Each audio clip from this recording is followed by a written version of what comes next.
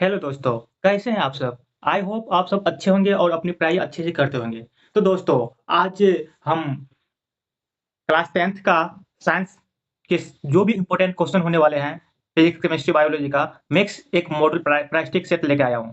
ठीक है? Model paper लेके आया हूँ जो 2026 एग्ज़ाम के लिए बहुत ही इम्पोर्टेंट होने वाला है।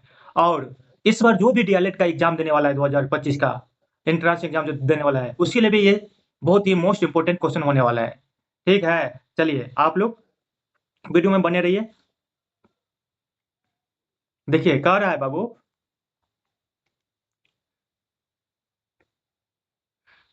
किस दर्पण की फोकस दूरी ऋणात्मक होता है?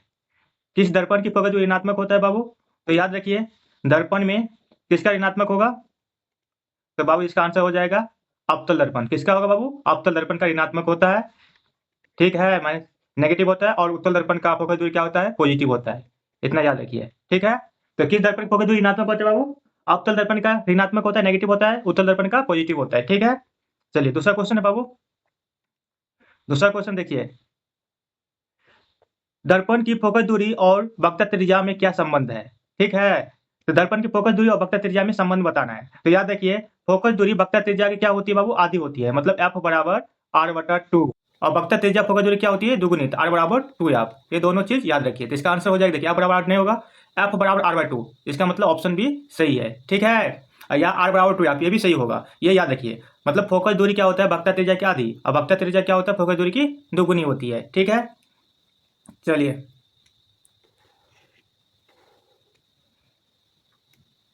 देखिए बाबू, 3 नंबर क्वेश्चन क्या कर रहे हैं, देखिए। समान दृष्टि के लिए स्पष्ट दृष्टि की न्यूनतम दूरी कितना है? तो बाबू याद रखिए, स्पष्ट दृष्टि की न्यूनतम दूरी पूछे तो इतना कितना होता है बाबू? 25 सेंटीमीटर होता है। कितना होता है? 25 सेंटीमीटर। ऑप्शन बी इसका सही हो जाएगा। और अधिकतम दूरी पूछे तो वो अनंत होता है। कितना होता है बाबू? अनंत होता है। अधिकतम दूरी कितना होता है? अनंत तक। ठीक है? 4 नंबर क्वेश्चन देखिए बाबू, श्वेत प्रकाश का कौन सा वर्ण किसी प्रिज्म से गुजरने के बाद सबसे कम झुकता है, मतलब सबसे कम विचलित होता है? तो आपको पता है, श्वेत प्रकाश में 7 रंग होता है। ठीक है? जिसे विबग्योर के नाम से भी जानते हैं। उनमें सबसे कम झुकता है कौन सा कलर बाबू? तो लाल कलर। ठीक है? कौन सा कलर? लाल सबसे कम झुकता है, कम झुकता है। और बैगनी सबसे ज्यादा झुकता है। ठीक है? तो सबसे ज्यादा झुकने वाला यानी कि विचलित होने वाला कौन सा रंग है? बैगनी। और सबसे कम कौन सा रंग है बाबू? तो लाल रंग। ठीक है? चलिए 5 नंबर क्वेश्चन देखिए बाबू, क्या कर रहा है।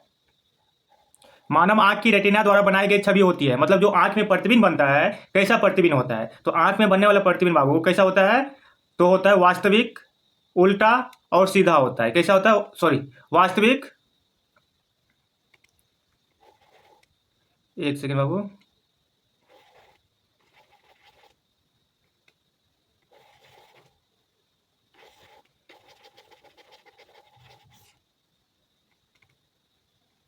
देख क्या होता है बाबू, देखिए। मानव आंख की रेटिना द्वारा बनाई गई छवि क्या होती है बाबू? वास्तविक, उल्टा और छोटा होता है। क्या होता है? वास्तविक, उल्टा और छोटा। लेकिन हमारे मस्तिष्क का अनुभव होता है वो सीधा करके दिखता है। ठीक है? तो आंख में प्रतिबिंब बनता है कैसा होता है? वास्तविक, उल्टा और छोटा होता है। याद रखिए। और प्रतिबिंब कहाँ बनता है? तो रेटिना में बनता है। प्रतिबिंब कहाँ बनता है? रेटिना में बनता है। अगर यहीं पे बात किया जाए कि आंख जब किसी आदमी को दान किया जाता है तो आंख का कौन सा भाग दान किया जाता है? तो कॉर्निया। कौन सा बाबू? कॉर्निया। ठीक है? चलिए अगला क्वेश्चन पढ़ते हैं। 6 नंबर क्वेश्चन देखिए। 6 नंबर क्वेश्चन करे बाबू, आकाश का रंग नीला प्रतीत होता है किसके कारण? तो आपको पता है आकाश का रंग नीला प्रतीत होता है किसके कारण? प्रकाश के प्रकीर्णन कारण। किसके कारण बाबू? प्रकाश के प्रकीर्णन कारण। ऑप्शन बी सही हो जाएगा। आकाश का रंग नीला प्रतीत होता है प्रकाश के प्रकीर्णन के कारण। अगर आकाश में तारा टिमटिमाता हुआ प्रतीत होता है पूछे तो प्रकाश के अपवर्तन के कारण होता है। ठीक है? चलिए अगला क्वेश्चन देखिए। 7 नंबर क्वेश्चन देखिए। 7 नंबर क्वेश्चन देखिए बाबू, क्या है।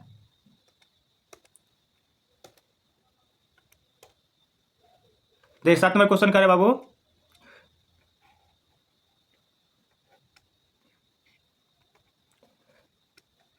किस दर्पण से वस्तु का प्रतिबिंब बड़ा बनता है? मतलब किस दर्पण से वस्तु का प्रतिबिंब क्या होता है? बड़ा बनता है। तो समतल दर्पण में जितना बड़ा होता है उतना ही बनता है। आप पढ़ चुके हैं कि अवतल दर्पण क्या होता है बाबू? अवतल दर्पण में छोटा भी बनता है और बड़ा भी बनता है, उल्टा भी बनता है और सीधा भी बनता है, वास्तविक भी बनता है और काल्पनिक भी बनता है। मतलब सब कुछ किस में होता है? अवतल दर्पण में। तो इसका मतलब हो जाएगा बड़ा प्रतिबिंब किससे बनेगा? तो अवतल दर्पण में। और उत्तल दर्पण की बात करें तो उत्तल दर्पण में प्रतिबिंब हमेशा क्या बनता है? हमेशा छोटा बनता है। क्या होता है? हमेशा छोटा बनता है और काल्पनिक होता है, जिसे आभासी बोलते हैं। ठीक है? तो उत्तल दर्पण द्वारा बड़ा प्रतिबिंब कैसा होता है? हमेशा छोटा और आभासी होता है। ठीक, देखिए 8 नंबर क्वेश्चन कर रहा है निम्नलिखित में से कौन सा लेंस निकट दृष्टि दोष को ठीक करने के लिए उपयोग किया जाता है। तो निम्नलिखित में से कौन सा लेंस निकट दृष्टि दोष को ठीक करने के लिए उपयोग किया जाता है। तो बाबू आंख में होने वाले जो बीमारी होता है, रोग होता है, उसे दृष्टि दोष कहते हैं। और दृष्टि दोष 3 प्रकार के होते हैं। पहला होता है निकट दृष्टि दोष, दूसरा होता है दूर दृष्टि दोष, और तीसरा होता है बाबू जरा दूरदर्शिता। ठीक है, बारी बारी से देख लीजिए। निकट दृष्टि दोष का उपचार बाबू अवतल दर्पण से करते हैं। किससे करते हैं? अवतल लेंस से करते हैं। किससे? अवतल लेंस से। और दूर दृष्टि दोष का बाबू उत्तल लेंस से। किससे? उत्तल लेंस से। और जरा दूरदर्शिता का बाबू बायोफोकल लेंस यानी कि द्विफोक्सी लेंस से। ठीक है, निकट दृष्टि दोष को मायोपिया कहते हैं। ठीक बाबू, याद हो गया ना। देखिए क्वेश्चन क्या कह रहा है, निकट दृष्टि दोष को ठीक करने के लिए कौन सा लेंस का उपयोग किया जाता है। तो यहाँ पे हो जाएगा ऑप्शन सी अवतल लेंस। निकट को किसका उपचार किया जाता है? अवतल लेंस। दूर को उत्तल लेंस के द्वारा, और जरा दूरदर्शिता को द्विफोक्सी लेंस के द्वारा। ठीक है, 9 नंबर क्वेश्चन देखिए। 9 नंबर क्वेश्चन कर रहा है निम्नलिखित में से कौन सा उपकरण विद्युत धारा की उपस्थिति को दर्शाता है। तो विद्युत धारा की उपस्थिति को दर्शाता है बाबू गैल्वेनोमीटर। ठीक है, कौन है? गैल्वेनोमीटर। ऑप्शन ए इसका सही हो जाएगा। चलिए आगे बढ़ते हैं।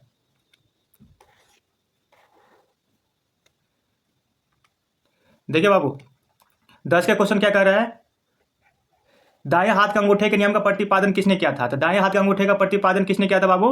मैक्सवेल ने किया था। कौन किया था? मैक्सवेल। ऑप्शन डी सही हो जाएगा। ठीक है, कौन किया था दाएं हाथ के अंगूठे का प्रतिपादन? मैक्सवेल किया था। Option D. 11 नंबर क्वेश्चन देखिए बाबू, विभवांतर कैसा मतलब क्या होता है। तब याद देखिए, विभवांतर कैसा मतलब वोल्ट होता है। क्या होता है बाबू? वोल्ट होता है। ऑप्शन ए सही हो जाएगा इसका। विभवांतर कैसा मतलब क्या होता है? वोल्ट। ओम किसका मात्रक होता है? ओम ऐसा मतलब प्रतिरोध होता है। याद देखिए, प्रतिरोध का ऐसा मतलब क्या होता है? ओम। एम्पियर विद्युत धारा का होता है। क्या होता है बाबू? एम्पियर विद्युत धारा का होता है। तो विद्युत धारा कैसा मात्रक पूछे क्या होता है? एम्पियर होता है। और कूलाम पूछे तो आवेश का होता है। आवेश कैसा मतलब किसका क्या होता है? कूलाम होता है। ठीक है, 12 नंबर क्वेश्चन क्या करे बाबू, निम्नलिखित में से किस संयोजन द्वारा प्रतिरोध का मान बढ़ता है। तो संयोजन 2 प्रकार का होता है। एक होता है श्रेणी क्रम, एक होता है समांतर क्रम। श्रेणी क्रम में क्या होता है बाबू? जुड़ रहा है। ठीक है, क्या हो रहा है? प्रतिरोध जुड़ रहा है। R1 प्लस R2 जितना होगा पूरा जुड़ जाएगा। इसका मतलब इसका प्रतिरोध मान बढ़ जाएगा। लेकिन समांतर क्रम में क्या होता है? 1/R होता है। तो 1/R1 ये बटाम हो जाएगा। इसका मतलब ये कम होता है। तो देखिए किस में प्रतिरोध मान बढ़ जाएगा, तो श्रेणी क्रम में जब रहेगा तो इसका मान जुड़ने पर हमेशा जुड़ता जाता है, क्या होता है? बढ़ जाएगा। ठीक है, 13 नंबर क्वेश्चन देखिए बाबू, कह रहा है चुंबकीय बल रेखा की प्रकृति होता है। तो याद देखिए, चुंबकीय बल रेखा की प्रकृति क्या होती है बाबू? काल्पनिक होती है। ठीक है, 14 नंबर क्वेश्चन देखिए बाबू, कह रहा है 1 किलोवाट घंटा किसके बराबर होता है। तो 1 किलोवाट घंटा बाबू, 1 किलोवाट घंटा किसके बराबर होता है? तो 1 किलोवाट घंटा बाबू 3.6 गुने 10 का पावर 6 जूल के बराबर होता है। जूल। ठीक है, यहाँ पे पावर होगा माइनस पावर है, माइनस 10 पावर है। ठीक है, तो इसका ऑप्शन सी हो जाएगा। 1 कुलाम घंटा किसके 1 किलोवाट घंटा किसके बराबर होता है? तो 3.6 गुने 10 का पावर 6 जूल के बराबर होता है। देखिए 15 नंबर क्वेश्चन क्या करे बाबू, नवीकरणीय ऊर्जा का स्रोत क्या है। तो देखिए बाबू, ऊर्जा के 2 स्रोत होता है। एक होता है अनवीकरणीय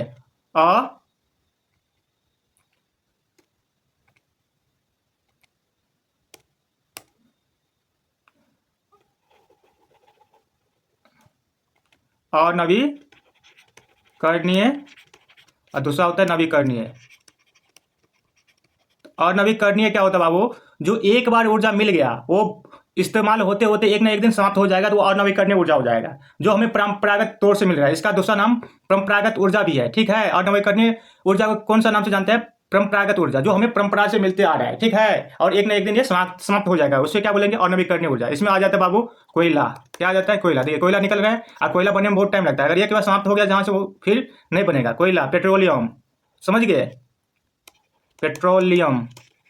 और जो प्राकृतिक गैस होता है, प्राकृतिक गैस, ये सभी क्या है? अनवीकरणीय ऊर्जा है। बाकी जो है सौर ऊर्जा। देखिए सूर्य से हमें ऊर्जा मिलता है। ठीक है, ये कभी समाप्त होने वाला नहीं है, और ये काम करके तुरंत बना लेंगे। सौर ऊर्जा, ठीक है, बायोगैस को, ये सब क्या है बाबू? नवीकरणीय ऊर्जा है। ठीक है ना, पवन ऊर्जा, पवन चक्की से ऊर्जा उत्पन्न किया जाता है। ये सब क्या है? नवीकरणीय ऊर्जा है। तो इसका मतलब यहाँ हो जाएगा नवीकरणीय ऊर्जा में सौर ऊर्जा। इसका ऑप्शन सही हो जाएगा। नाभिकीय ऊर्जा, कोयला से जो ऊर्जा प्राप्त होता है, प्राकृतिक गैस से जो ऊर्जा प्राप्त होता है, कौन सा आएगा? और नवीकरणीय में आ जाएगा। ठीक ना। 16 नंबर क्वेश्चन देखिए, कौन सा लेंस अपसारी लेंस है। तो अपसारी लेंस अवतल लेंस को बोलते हैं। अपसारी लेंस किसको बोलते हैं? अवतल लेंस को बोलते हैं बाबू। अपसारी लेंस, अवतल लेंस, उत्तल लेंस को अभिसारी लेंस बोलते हैं। अभिसारी लेंस किसको बोलते हैं? तो उत्तल लेंस को। अ से अपसारी, अ से अवतल, उत्तल को अभिसारी लेंस बोलते हैं। ठीक, चलिए 17 नंबर क्वेश्चन देखिए। तो 17 नंबर क्वेश्चन कर रहे बाबू, प्रकाश का प्राथमिक वर्ण। तो बाबू याद रखिए, लाल नीला हरा, ये प्राथमिक वर्ण 3 ही रंग है। ठीक है, ये 3 ही रंग से क्या होता है? सभी रंगों का निर्माण किया जाता है। तो प्राथमिक रंग पूछे आपसे तो कितना होगा? 3, लाल हरा और नीला। ठीक है, लाल हरा और नीला, ये 3 ही रंग है क्या? प्राथमिक रंग। ये तीनों रंग से सभी रंगों का निर्माण किया जाता है। 18 नंबर क्वेश्चन देखिए, निम्नलिखित में से कौन सा नेत्र का रंगील भाग होता है? तो नेत्र का रंगील भाग आइरिस होता है। कौन सा होता है बाबू? आइरिस होता है। कॉर्निया, आंख दान करने टाइम में इसको कॉर्निया दान किया जाता है। रेटिना में प्रतिबिंब बनता है। और रंगील भाग कौन होता है? आइरिस होता है। 19 नंबर क्वेश्चन देखिए, 1 एचपी किसके बराबर होता है? तो 1 एचपी 7 से यानी 46 वाट के बराबर होता है। 1 एचपी कितने किसके बराबर होता है? 7 से 46 वाट के बराबर होता है। 20 नंबर क्वेश्चन देखिए, विशाल लाइक शीशा मैग्नीफाई ग्लास में किसका उपयोग किया जाता है? तो आपको पता है मैग्नीफाई ग्लास में किसका उपयोग किया जाता है? तो अवतल लेंस का किया जाएगा। किसका? अवतल लेंस का। 21 नंबर क्वेश्चन देखिए, जब किसी चालक तार से विद्युत धारा प्रवाहित होती है तो गतिशील कण कौन होता है? तो इलेक्ट्रॉन होता है। कौन होता है? इलेक्ट्रॉन। याद रखिए, इलेक्ट्रॉन जो प्रवाहित होता है तभी विद्युत धारा क्या होता है? उत्पन्न होता है। याद रखिए, ठीक ना। 22 में देखिए, 1 एम्पियर घंटा किसके मात्रक होता है? तो 1 एम्पियर घंटा किसके मात्रक होता है बाबू? आवेश का होता है। किसका होता है? एम्पियर घंटा आवेश का होता है। ऑप्शन नंबर बी इसका सही हो जाएगा। 23 नंबर क्वेश्चन देखते हैं। देखिए देखिए बाबू,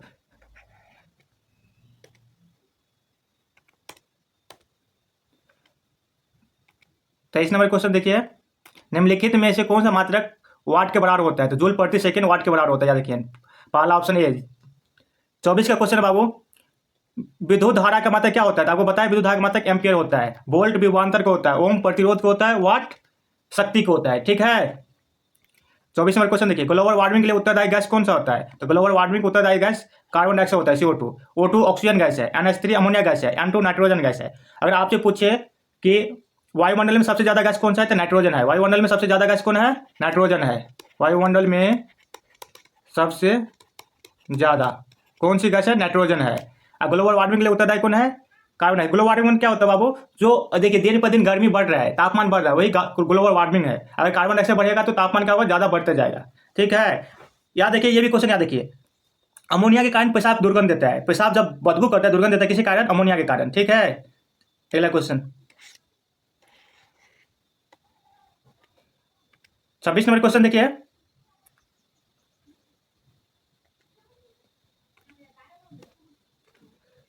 देखिए बाबू, शरीर में भोजन का पचना किस अभिक्रिया का भाग है? तो उपचयन। क्या होता है? उपचयन। काली चूना पर जब जल डाला जाता है तो कौन सी अभिक्रिया होता है? तो काली चूना पर जब जल यानी कि जल डाला जाता है तो उष्माक्षेपी अभिक्रिया होता है। जिसमें से उष्माक्षेपी अभिक्रिया क्या होता है? तो जिस अभिक्रिया में से उष्मा निकलता है उसे उष्माक्षेपी अभिक्रिया कहते हैं। ठीक है, देखिएगा आप चूना पे जब पानी डालेगा तो उसमें सुसु की आवाज निकलेगा। ठीक है, वो हीट हो जाएगा, इसका मतलब उसमें से उष्मा निकल रहा है, इसलिए वो उष्माक्षेपी अभिक्रिया है। और उष्मा अभिक्रिया कौन होता है? जिसको उष्मा की आवश्यकता पड़ती है। ठीक है, जो उष्मा को अवशोषित कर ले वही उष्मा शोषी अभिक्रिया होता है। 27 नंबर क्वेश्चन देखिए, निम्नलिखित में कौन सा अधिक क्रियाशील धातु है? तो कॉपर। इस सभी में सबसे अधिक क्रियाशील धातु कौन है? कॉपर। CO को कॉपर बोलते हैं। Hg पारा है। ठीक है, Hg पारा, इसे मरकरी भी बोलते हैं। इसे मरकरी भी बोलते हैं, मरकरी। ठीक है, याद रखिए, एकमात्र जो द्रव अवस्था में रहने वाला धातु है कौन है? पारा है। एकमात्र द्रव अवस्था में कौन सा धातु रहता है? पारा। Ag सिल्वर है, जिसे चांदी बोलते हैं। AU और मतलब इसे सोना बोलते हैं। ये सब संकेत याद रखिएगा। ठीक है ना। अगर आपसे पूछे एकमात्र धातु कौन है जो द्रव अवस्था में रहता है, तो पारा। अधातु पूछे तो ब्रोमीन होता है। देखिए बाबू, ये डीएलएड क्वेश्चन जो एग्जाम होने वाला एंट्रेंस एग्जाम, इसके लिए भी बहुत महत्वपूर्ण है। और 2026 में जो बच्चे बोर्ड एग्जाम देने वाले उसके लिए भी बहुत इंपॉर्टेंट है। तो अच्छे से वीडियो को देखिए। 29वां क्वेश्चन कहता है चूना जल का रासायनिक सूत्र होता है। तो जो चूना जल का रासायनिक सूत्र होता है बाबू, CaOH का होल 2 कैल्शियम हाइड्रोक्साइड। ठीक है, और जो कली चूना होता है इसे कली चूना बोलते हैं। कैल्शियम ऑक्साइड कली चूना है, CaO कली चूना। ठीक है, और चूना जल CaOH का होल 2। ये CaOCl2 विरंजक चूर्ण है, इसे विरंजक चूर्ण बोलते हैं। ठीक ना। Bleaching powder. 30 नंबर क्वेश्चन देखिए, कोई विलन लाल लिटमस से नीला कर देता है तो उसका पीएच मान क्या होगा? तो यहाँ पे ट्रिक याद रखिए, एक ट्रिक होता है बाबू अनीला, एक ट्रिक होता है बाबू भलनी। देखिए, अ से अम्ल, न से नीला, ल से लाल। अम्ल नीला को लाल करता है। याद, अम्ल क्या करता है? नीला को लाल करता है। तो अम्ल का पीएच मान, पीएच स्केल देखिए, एक पीएच स्केल होता है जिसपे मान रहता है 7, इधर 7 से कम, 7 से कम, इधर 7 से ज्यादा।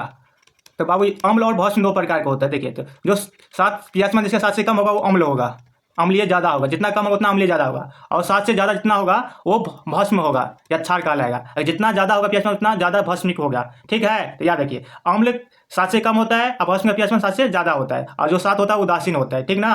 तो अम्ल नीला को लाल करता है, पहचानने का तरीका क्या है, अम्ल नीला को लाल करता है तो अम्ल होगा। अब भस्म क्या करता है, लाल को नीला करता है। ध्यान देखिए, लाल को नीला करे, इसका मतलब भस्म के बारे में पूछा है, लाल लिटमस को नीला करे, मतलब लाल को नीला कौन करता है, भस्म करता है ना। तो भस्म में pH क्या होता है, 7 से अधिक। तो 7 से अधिक कौन है, 10 और 11, ये भी दोनों, तो इसका मतलब ये भी दोनों आंसर हो जाएगा, डी ऑप्शन सही है। ठीक ना, कोई दिक्कत नहीं ना। देखिए, एल्काइन में कार्बन के बीच कितने संयोजक बंधन होता है, एल्काइन में कार्बन के बीच ट्रिपल बॉन्ड होता है, 3 संयोजक होता है। ठीक है, ऑप्शन सी इसका सही हो जाएगा। 32 नंबर क्वेश्चन देखिए, ग्लूकोज का आणविक सूत्र, मतलब ग्लूकोज का फॉर्मूला क्या होता है, इसका सूत्र होता है C6H12O6। ठीक है, ऑप्शन देखिए किसमें है, ऑप्शन ए सही होता है, C6H12O6 ग्लूकोज का अनुसूत्र होता है, याद रखिएगा। उस वसी अम्लीय सोडियम लवण को क्या कहते हैं, साबुन कहते हैं। उस वसी अम्लीय अम्लों के सोडियम लवण को क्या कहते हैं, साबुन कहते हैं। ठीक है, CHO अभिक्रियाशील मूलक क्या होता है, देखिए कुछ अभिक्रियाशील मूलक याद रखिए। CHO एल्डिहाइड का है, किसका है, एल्डिहाइड का। एल्कोहल का रहे तो OH रहता है, क्या रहता है, OH। कीटोन का रहे तो CO रहता है। ठीक है, याद रखिए, CHO है तो एल्डिहाइड, OH है तो एल्कोहल है, CO हो तो कीटोन है। कुछ अभिक्रियाशील मूलक है और कुछ भी होता है, बाद में बताएंगे। ठीक है, इतना जितना ऑप्शन पे उतना बता दे रहे हैं। 35 नंबर क्वेश्चन देखिए, आवर्त सारणी के किसी आवर्त में बाएं से दाएं जाने पर परमाणु त्रिज्या क्या होता है बाबू, घट जाती है। परमाणु त्रिज्या क्या होती है, घट जाती है। याद रखिए, निम्नलिखित तत्वों को उनके आधातु गुण के अनुसार बढ़ते क्रम में सजाइए, तो ये हो जाएगा, ऑप्शन बी सही हो जाएगा। ठीक, सिलिकॉन क्या है बाबू, सिलिकॉन उपधातु है। सिलिकॉन क्या है, उपधातु है, याद रखिए, सिलिकॉन क्या है, उपधातु है। तो यहाँ देखिए, धातु किसे कहते हैं, अधातु किसे कहते हैं, उपधातु क्या है, जो धातु अधातु दोनों की तरह काम करे उसे उपधातु कहते हैं। धातु अधातु आप जानते ही है। ठीक ना, सिलिकॉन क्या है बाबू, उपधातु है। 38 नंबर क्वेश्चन देखिए, निम्नलिखित में से कौन विद्युत धनात्मक तत्व है, तो विद्युत धनात्मक तत्व बाबू क्लोरीन ऋणात्मक होता है, तो यहाँ पे हो जाएगा बाबू सोडियम।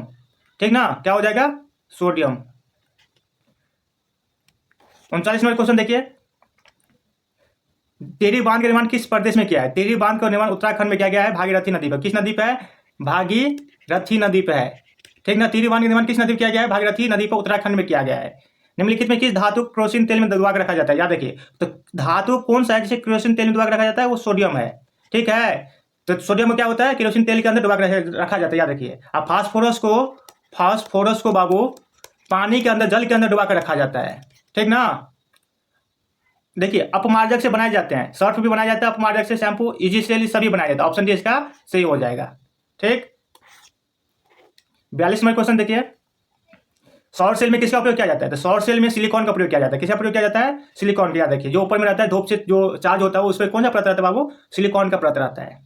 निम्नलिखित में से किसका उपयोग खाना बनाने वाले ईंधन में नहीं किया जाता है, तो खाना बनाने में क्या कहता है, एलपीजी की किया जाता है। एलपीजी गैस सबके घरों में है, बायोगैस से भी खाना बनता है, कोयला से भी खाना बनता है, लेकिन सीएनजी से क्या होता है, गाड़ी और चलाया जाता है। ठीक है, सीएनजी का फुल फॉर्म होता है कॉन्फ्रेंस नेचुरल गैस, एलपीजी का फुल फॉर्म होता है बाबू लिक्विफाइड पेट्रोलियम गैस। ओके, चलिए आगे बढ़ते हैं। सीएनजी में कहेगा कौन सा गैस होता है बाबू, मिथेन होता है। कौन सा गैस होता है, मुख्य रूप से मिथेन। एलपीजी में बोले कौन सा गैस होता है, तो ब्यूटेन और प्रोपेन होता है। कौन होता है, प्रोपेन होता है। बायोगैस में बाबू मिथेन ही होता है, क्या होता है, मिथेन होता है। ठीक है, याद रखिए।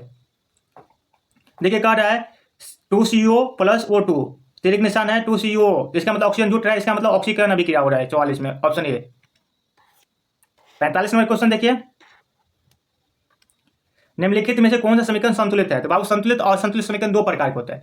जिसमें दोनों ओर की परमाणु संख्या समान हो वो संतुलित हो जाएगा, जिसमें दोनों ओर परमाणु संख्या समान नहीं हो असंतुलित हो जाएगा। देखिए इधर हाइड्रोजन 2 है, क्लोरीन 2 है, तो 2HCl मतलब दोनों 2 है, इसका मतलब संतुलित है। ठीक है, एक PbNO3 के हॉल 2, तो PbO, तो यहाँ पे 2 है। ठीक है, NO3 N क्या है बाबू, 2 है, तो यहाँ पे N 2 नहीं है, इसका मतलब ये क्या है, असंतुलित समीकरण है। डायरेक्ट इससे ही पता चल रहा है। ठीक है, इसमें भी 2 है। 40 में देखिए, उदासीन विलयन का pH मान क्या होता है, 7, आपको बता दिए थे। pH में 7, इधर बीच में 7 होता है। 7 से कम क्या होता है, 7 से कम अम्ल होता है, और 7 से ज़्यादा क्या होता है, भस्म होता है। ठीक ना, 7 से कम क्या होता है, अम्ल, और 7 से ज़्यादा क्या होता है, भस्म, जिसे क्षार बोलते हैं। ठीक, तो उदासीन क्या होता है, 7 होता है। उदासीन क्या होता है, 7 होता है। तो उदासीन विलयन का pH में क्या होता है, 7। निम्नलिखित में कौन दुर्बल अम्ल है, तो कार्बोनिक अम्ल CH3COOH, इसे कार्बोनिक अम्ल बोलते हैं। ठीक ना, दुर्बल अम्ल कौन है, कार्बोनिक अम्ल। H2SO4 का सल्फ्यूरिक अम्ल बोलते हैं, इसे अम्लों का राजा भी बोला जाता है। सल्फ्यूरिक अम्ल को क्या बोला जाता है, अम्लों का राजा। पेट में कौन सा अम्ल होता है, HCl। पेट में अमाशय, पेट को क्या बोलते हैं, अमाशय। अमाशय में कौन सा अम्ल होता है, HCl, इसे हाइड्रोक्लोरिक अम्ल बोलते हैं। खाना को पचाने में सहायक होता है। अम्लों का राजा किसे बोलते हैं, अम्लों का राजा बाबू सल्फ्यूरिक अम्ल को बोलते हैं H2SO3। और दुर्बल अम्ल कौन हो गया CH3 सिरुलर, इसे कार्बोनिक अम्ल बोलते हैं। Okay 47 number question. इसके बाद 48 देखिए। 48 नंबर क्वेश्चन देखिए बाबू, क्रायोलाइट अयस्क है। अयस्क वो चीज होता है बाबू जिससे धातु निकाला जाता है। क्रायोलाइट एल्युमिनियम है। क्रायोलाइट से क्या निकाला जाता है, एल्युमिनियम निकाला जाता है। तो क्रायोलाइट किसका अयस्क है, एल्युमिनियम का। पोटेशियम की परमाणु संख्या, तो याद देखिए पोटेशियम के होता है संकेत, परमाणु संख्या 19 होता है, तो इसका ऑप्शन बी सही हो गया। पोटेशियम का संकेत क्या होता है, के, इसका हो गया 19। फॉर्मिक अम्ल का IUPAC नाम क्या होता है बाबू, मेथेनोइक अम्ल। फॉर्मिक अम्ल का IUPAC नाम क्या होता है, मेथेनोइक अम्ल। ठीक है 51 का देखिए, इथाइल एल्कोहल का अनुसूत्र क्या होता है। इथाइल एल्कोहल का अनुसूत्र होता है C2H5OH। C2H5OH इथाइल एल्कोहल होता है। ठीक है ऑप्शन सी सही है। एल्काइन कौन है, C2H2 एल्काइन है। याद देखिए यहाँ पे तीन चीज याद रखिए। एल्केन एल्केन का फॉर्मूला होता है बाबू CnH2n+2। एक होता है एल्किन CnH2n। एक होता है एल्काइन इसका फॉर्मूला होता है CnH2n-2। ठीक है तो देखिए यहाँ पे C का मान 2 है तो C हो गया 2, इधर 2 में 4, 2 4 में 2 गया 2, तो C2H2 यही है ना एल्काइन। ठीक है ना, चलिए एल्काइन हो गया C2H2। ये फॉर्मूला याद देखिए, फॉर्मूला पूछ देता है। एल्केन में ब्यूटेन, प्रोपेन, मेथेन, ये और एल्केन हो गया। एल्किन में ये प्रोपिलीन, ब्यूटिलीन, एथिलीन, ये जो होता है इसका उदाहरण एल्किन का। एल्काइन का हो जाता है एसिटिलीन, यही टाइप का होता है। ठीक ना, चलिए फॉर्मूला याद रखिए। 53 नंबर क्वेश्चन कर रहा है, चीनी का अनुसूत्र क्या होता है, रासायनिक सूत्र क्या होता है। तो चीनी का होता है C12H22O11। ऑप्शन दी कहाँ है, ऑप्शन नंबर बी। ग्लूकोज होता है C6H12O6, तो ये ग्लूकोज का हो गया। ठीक ना, चीनी का अनुसूत्र याद हो गया C12O22O11। ओके 54 नंबर क्वेश्चन देखिए, एसिटिलीन में कार्बन के बीच कितना संयोजक होता है, तो 3 होता है। याद रखिए एसिटिलीन में कितना होता है, 3। इधर एक ही बात समझिए, तो आपको बता दें एल्केन में एकल बॉन्ड होता है, एल्कीन में डबल बॉन्ड होता है, और जो एल्काइन है एल्काइन में ट्रिपल बॉन्ड होता है। याद रखिए यही पूछ रहा है। तो एसिटिलीन में कौन सा बॉन्ड होगा, एल्काइन है ना, एसिटिलीन में ट्रिपल बॉन्ड होता है। ठीक है याद रखिए। शोषण के अंदर के अध्ययन के लिए उपयोग किए जाने वाला बीज है। शोषण का अध्ययन करने के लिए अंकुरित बीज आवश्यक होता है। Option B. मानव विक किस प्रणाली का एक हिस्सा है, तो विक क्या करता है, उत्सर्जन करता है। पेशाब जो होता है विक में जाकर छनता है। ठीक ना, तो उत्सर्जन का काम करता है कौन, विक। 57 नंबर क्वेश्चन देखिए, पौधे में जाइलम निम्नलिखित में किसके परिवहन के लिए जिम्मेदार है। तो जाइलम किसके लिए होता है बाबू, जाइलम जल के लिए होता है। 2 याद रखिए, पेड़ पौधा में जो ऊतक होता है 2 होता है, एक होता है जाइलम, एक होता है फ्लोएम। तो ये दोनों ऊतक के बारे में जानिए। जाइलम जो होता है जड़ से पानी को ऊपर तक पहुंचाने का काम करता है। अब फ्लोएम क्या करता है, खाद्य पदार्थ जो बनता है उसे, खाद कहाँ बनता है, पत्तियों में खाना बनता है, तो ऊपर से लेकर नीचे को प्रवाह करता है। याद रखिए जाइलम का काम क्या है, जल को संवहन करना। अब फ्लोएम का काम क्या है, खाद्य पदार्थों का संवहन करता है। जाइलम कैसे करता है, इसका दिशा होता है नीचे से ऊपर की ओर, और फ्लोएम क्या करता है, ऊपर से नीचे की ओर करता है। ठीक ना, चलिए 18 नंबर क्वेश्चन देखिए, शोषण के द्वारा कौन सी गैस निकलती है। तो शोषण के द्वारा बाबू कार्बन डाइऑक्साइड गैस निकलती है। लेकिन यहाँ पे ध्यान देने वाला बात है बाबू, कॉम्पिटिशन एग्जाम में अगर जाइएगा तो यहाँ पे ये बात भी याद रखिए, तो हम शोषण में ऑक्सीजन भी लेते हैं, कार्बन डाइऑक्साइड भी लेते हैं, नाइट्रोजन भी लेते हैं। ठीक ना, तो और भी गैस है वो भी वायुमंडल से हम शोषण लेते हैं, सभी गैस शोषण में लेते हैं। तो जब हम छोड़ते हैं तो ऑक्सीजन तो रह जाता है, कार्बन डाइऑक्साइड भी कुछ मात्रा में रह जाता है, लेकिन कार्बन डाइऑक्साइड हम निकाल देते हैं, ऑक्सीजन पूरा का पूरा निकालते हैं। तो कार्बन डाइऑक्साइड भी निकालते हैं और नाइट्रोजन भी निकाल देते हैं। ठीक ना, तो यहाँ पे दोनों ऑप्शन नहीं है, तो आप जाइएगा कार्बन डाइऑक्साइड के साथ। याद रखिए ठीक ना, शोषण के दौरान कौन सी गैस निकलता है, कार्बन डाइऑक्साइड, और नाइट्रोजन भी निकलता है, लेकिन आप यहाँ पे कार्बन डाइऑक्साइड के साथ जाइएगा। ठीक, ऑप्शन ए सही। फलों के पकने में कौन किससे नियंत्रित किया जाता है। फलों के पकने के लिए एथिलीन एक हार्मोन होता है पेड़ पौधा में, जो अपने से पक जाता है पेड़ पौधा में। हर फल देखिएगा पेड़ में ही पक जाता है, किसके कारण पकता है, एथिलीन के कारण। लेकिन जब फल कच्चा रहता है उसको बाजार में अपने से पकाया जाता है तो उसे कार्बाइड बोला जाता है। तो कार्बाइड को बोलते हैं एसिटिलीन। क्या बोलते हैं, एसिटिलीन। तो कृत्रिम रूप से फलों को पकाने के लिए किसका प्रयोग किया जाता है, तो एसिटिलीन का। ठीक ना, न्यूरॉन का वह भाग जहां जानकारी हासिल की जाती है, तो बाबू डेंड्राइट होता है, डेंड्राइट से जानकारी प्राप्त किया जाता है। 61 नंबर क्वेश्चन देखिए, निम्नलिखित में से कौन आपातकालीन हार्मोन होता है। आपातकालीन हार्मोन बाबू एल्ड्रीन है। इस हार्मोन का लड़ो हार्मोन भी करते हैं, लड़ो हार्मोन भी करते हैं। ठीक ना, ये जब आप डरिएगा या ज़्यादा घबराइएगा तो इस टाइम आपका शरीर को नियंत्रित करने के लिए एल्ड्रीन हार्मोन उत्पन्न होता है। ठीक ना, इसलिए इसे आपातकालीन हार्मोन कहते हैं। निम्नलिखित में से कौन सी अनैच्छिक क्रिया है, तो देखिए एक होता है ऐच्छिक क्रिया, ऐच्छिक क्रिया। ठीक ना, एक होता है अनैच्छिक क्रिया, ये वाला। तो अनैच्छिक क्रिया पर हमारा नियंत्रित होता है, जिस पर हमारा नियंत्रित होता है वो बाबू क्या होता है, अनैच्छिक क्रिया। ठीक ना, नहीं सॉरी, जिस पर हमारा नियंत्रित नहीं होता है, जिस पे हमारा नियंत्रित नहीं होता है, हमारा नियंत्रण नहीं होता है, जिस पर हम नियंत्रित नहीं करते वो अनैच्छिक क्रिया होता है। ये चीज जिस पर हमारा क्या होता है, नियंत्रण होता है, हमारा क्या होता है, नियंत्रण होता है, हम उस पर कंट्रोल करते हैं, तो ऐसी क्रिया हो गया। जैसे कि देखिए उल्टी, उल्टी तो अपने आप आ जाता है, तो इस पर आपका कंट्रोल नहीं है, ये अनैच्छिक क्रिया हो गया। लार निकला, मुंह में जो थूक निकलता रहता है वो आपके पास कंट्रोल उसका नहीं है, इसका मतलब ये अनैच्छिक क्रिया है। दिल जो धड़कता है, धड़कन जो धड़कता है, क्या होता है, अनैच्छिक क्रिया में आता है। लेकिन आप चबाना, आप कुछ चीज के खाइए, मुंह में ले लीजिए, आपका मन है चबाइए, या नहीं मन है तो नहीं चबाइए, रखे रहिए या उसी निकल जाइए, इसका मतलब चबाना आपके अंदर में है। तो ये कौन सी क्रिया हो जाएगा, ऐसी क्रिया। आपका मन है अपने हाथ को घुमाइए तो घुमाना है, अगर मन करता है तो नहीं घुमाइए, तो ये क्या होगा, हाथ को घुमाना, ये ऐसी क्रिया के अंतर्गत आ गया। ठीक ना, आपका मन कर रहा है टहलना तो टहलिए, अगर नहीं कर रहा है तो न टहलिए, कि कौन सी क्रिया होगी बाबू, ऐसी क्रिया। ठीक ना, समझ में दिक्कत नहीं हो रहा है। चलिए 63 नंबर क्वेश्चन देखिए, मानव में गर्भ की अवधि कितना होता है। देखिए मनुष्य में जब गर्भ होता है, माँ के पेट में जो बच्चा पलता है, आप सभी जानते हैं कितना होता है, 9 महीना होता है। कितना होता है, 9 महीना होता है, सॉरी कितना होता है बाबू, 9 महीने होता है। तो महीने के यहाँ पे दिन दिया है, तो 30 से होता है एक महीना, हम 30 से गुना करिए, 9 3 70, 270 दिन होगा। कितना दिन होगा बाबू, 270 दिन। ठीक ना। 64 नंबर क्वेश्चन देखिए, गंगा एक्शन प्लान कब शुरू हुआ था। गंगा एक्शन प्लान 1985 में शुरू हुआ था। मुकुलन द्वारा अलैंगिक जनन किस में होता है, तो ईस्ट में होता है। मुकुलन द्वारा अलैंगिक जनन किस में होता है बाबू, ईस्ट में होता है। निम्न में से कौन सी बीमारी श्वसन तंत्र से संबंधित है। श्वसन तंत्र से संबंधित बाबू निमोनिया है। कौन सी है, निमोनिया, टीबी, हो सकता है दोनों आंसर हो, देख लीजिएगा। 67 देखिए, मनुष्य और अन्य मांसाहारी जीव निम्नलिखित में किसका पाचन नहीं कर सकता है। तो मनुष्य बाबू सेलुलोज का पाचन नहीं कर सकता है। ठीक है, सेलुलोज का पाचन मनुष्य नहीं कर सकता है। ब्रेन हैमरेज का मुख्य कारण क्या है, तो ब्रेन हैमरेज जब होता है, ब्रेन हैमरेज मतलब ब्रेन का जो नस होता है वो फट जाता है, उसे ब्रेन हैमरेज बोलते हैं। तो इसका मुख्य कारण क्या है, तो बाबू हाइपर टेंशन होता है। क्या होता है बाबू, हाइपर टेंशन होता है। हाइपर टेंशन मतलब बहुत ज्यादा टेंशन, बीपी इसका बढ़ जाता है, 140 से 150 हो जाता है। नॉर्मल बाबू ब्लड प्रेशर मतलब बीपी मतलब ब्लड प्रेशर होता है, इसका नॉर्मल वैल्यू होता है 120/80। ठीक है, अगर 120 से ज्यादा गया, 140-50 चला गया, 140-50 चला गया, तो हाइपर टेंशन हो गया, बहुत ज्यादा हो गया। ठीक है, हाइपर टेंशन हो गया, तो इससे आदमी का ब्रेन हेमरेज का चांस होता है। अगर कम गया, घट गया, आ गया 80/60, ऐसे कम गया तो उसे हाइपर टेंशन कहते हैं। इसमें बाबू सुस्त हो जाता है मनुष्य, क्या हो जाता है, सुस्त हो जाता है। देखिएगा चुपचाप, कुछ बोलेगा नहीं, शांत रहेगा, तो बीपी कम हो जाता है, तो इसका मतलब उसे हाइपर टेंशन बोलते हैं। बीपी कम होने को क्या बोलते हैं, हाइपर टेंशन। इसमें आदमी सुस्त हो जाता है।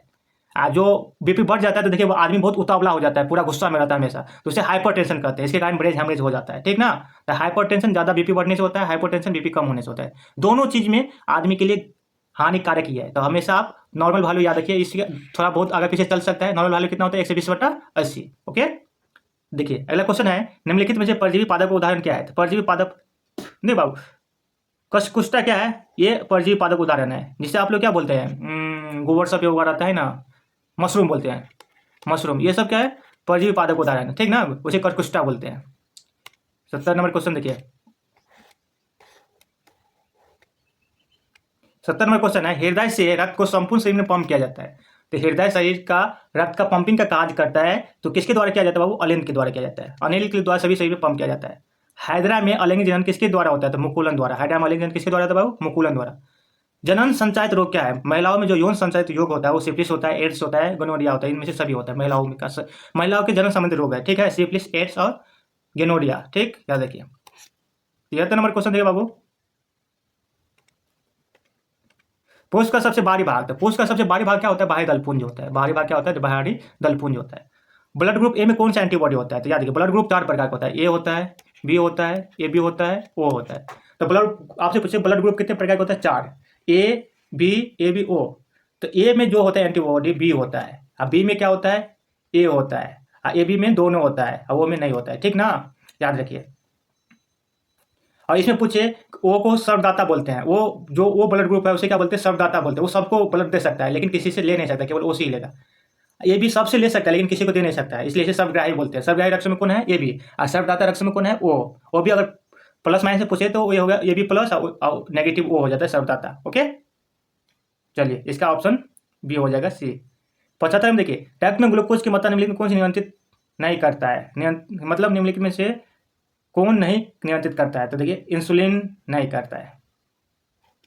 इंसुलिन मधुमेह मतलब रक्त में जो बाबू क्या होता है, इंसुलिन की मात्रा घट जाता है तो मधुमेह नाम की बीमारी हो जाता है। तो इंसुलिन कमी से कौन सी बीमारी होता है, मधुमेह। और घेंगाछ रोग आयोडीन कमी से होता है।